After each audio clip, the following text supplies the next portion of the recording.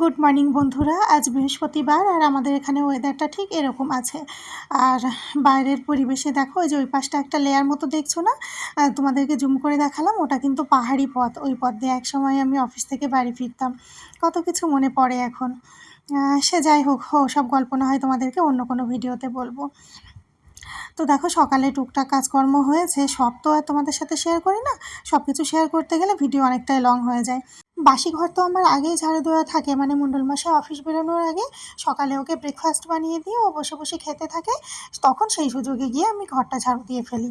তারপরে ও বেরিয়ে গেলে আমি দাঁত ব্রাশ করে আমি আমার মতো কিছু টুকটাক কাজকর্ম করে এখন আর কি ঘরটা মুছে নিচ্ছি।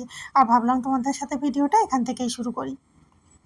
ঘরটা মুছে আমি এখন যাব স্নান করতে। স্নান করে পুজো সেরে এসে রান্নাঘরে ঢুকবো। আর যেহেতু আমাকে টাইমের মধ্যে অফিসের লাঞ্চ রেডি রাখতে হয় একদম ১টার মধ্যে, সেখানে ১২টা ১২:৩০টার মধ্যে রেডি রাখলে খুবই ভালো হয়, এরকম আর কি। পরশুদিন নিরামিষ পটল রসার ভিডিওটা আমাদের দুপুরের মেনুতে দেখে তোমরা সবাই অনেক পজিটিভ কমেন্ট করেছো। তাই ভাবলাম তোমাদের সাথে এবার রেসিপিটা শেয়ার করে দিই। তো দেখো, পটল ওভাবে কেটে আমি ওদিকে হালকা আঁচে ভাজতে বসিয়ে দিয়েছি, আর এদিকে মিক্সিতে ১ চামচ জিরে, 1/2 চামচ ধনিয়া, আদা পরিমাণ মতো বাটা আমার আলাদা থাকে, সেটা দিয়েছি। আর একটা মিডিয়াম সাইজের টমেটো কুচি। কাজু কিশমিশটা ঘরে খাওয়ার জন্য ভেজানো ছিল বলে সেই কারণে দিয়েছি। সবসময় কিন্তু কাজু ঘরে থাকে না, কারণ সবাই জানো যে কাজুর অনেক দাম। এর আগে আমি যতবার করেছি আমি কিন্তু কখনোই কাজু বাদাম দিয়ে করিনি। ওই চিনেবাদামটা ঘরে থাকে, ভাজা চিনেবাদামটাই দিয়েছি। এতে স্বাদের কতটা পার্থক্য হয় আমি জানি না, তবে খেতে কখনো আমার কাছে খারাপ লাগেনি। আর এই ধরনের রান্নাগুলো কিন্তু আমি কারো থেকে কখনো দেখিও নি, শিখেও নি, আমি নিজের মন থেকে করি। জানি না পটল রসা পেঁয়াজ রসুন দিয়ে করলে কেমনটা লাগে। পটল চিংড়ি আলাদা পেঁয়াজ রসুন দিয়ে করলে ভালো লাগে, সেটা তো খাই, বানাই জানি, কিন্তু এটা কিন্তু আমি নিরামিষ দিনগুলোতে এভাবে ভেবে ভেবে করি।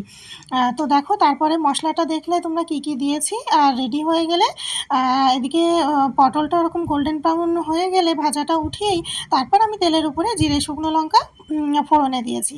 আর আলুগুলো যেহেতু লাল আলু ছিল, ওই লাল খোসাযুক্ত যে আলুগুলো, ওগুলো ভীষণ শক্ত হয়, নরম হতে অনেকটা টাইম লাগে। ওই জন্য আলুগুলো একটু ছোটো ছোটো করে কেটে নিয়ে আমি ফোড়নের উপরে দিয়ে তারপর আর কি একবার দুবার নাড়াচাড়া করতেই ভাজা হয়ে এলে তারপর মশলাটা দিয়ে লবণ হলুদ দিয়ে সুন্দর করে কষিয়ে নিয়েছি।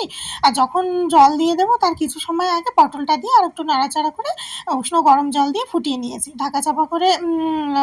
ফোটানো হয়ে গেলেই যখন দেখলাম যে একটু নরম হয়ে এসেছে, আর এখন একদম শেষের দিকে ২-১টা আলু একটু গলিয়ে দিয়েছি গামাখা করার জন্য, যাতে শুকনো শুকনো হয় খাবারটা। আর একদম শেষে আমি একটু ধনিয়া পাতা কুচি আর গরম মশলা দিয়েছি, শাহি গরম মশলা, যেটা আমার ঘরে বানানো থাকে। আর ধনিয়া পাতা কুচিটা তোমরা দিলে দিতে পারো, না হলে না দিতে পারো, ওটা পুরোটাই অপশনাল। আমার ঘরে ছিল, মানে তোমরা দেখেছো আমি সবজি কিনতে গেলে মশার থেকে একটা দোকান থেকে এরকম ফ্রিতে দিয়ে দেয় বারে বারে। আমাদের ধনিয়া পাতা অতটা না সবজিতে প্রয়োজন হয় না, আর আমরা খুব একটা ভালো খাইও না তরকারিতে। ওই কারণে ঘরে ছিল বলে থেকে থেকে নষ্ট হয়ে যাচ্ছে, ওই জন্য আমি দিয়েছি। তোমরা চাইলে দিতে পারো। তো এভাবে একবার বানিয়ে দেখো কেমন লাগে। আমাদের কিন্তু খুব ভালো লেগেছে, আর আমার খুব ভালো লাগেও। আর এইভাবেই আমি বেশিরভাগ করে থাকি নিরামিষ দিনগুলোতে।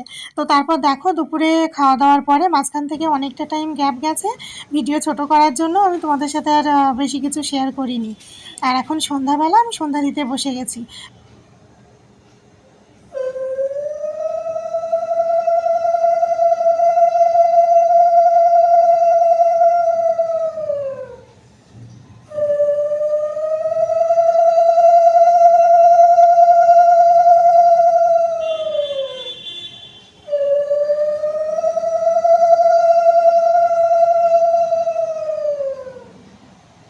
সন্ধ্যা দেওয়া হয়ে গেলেই আমি লক্ষ্মী পুজো করতে বসবো।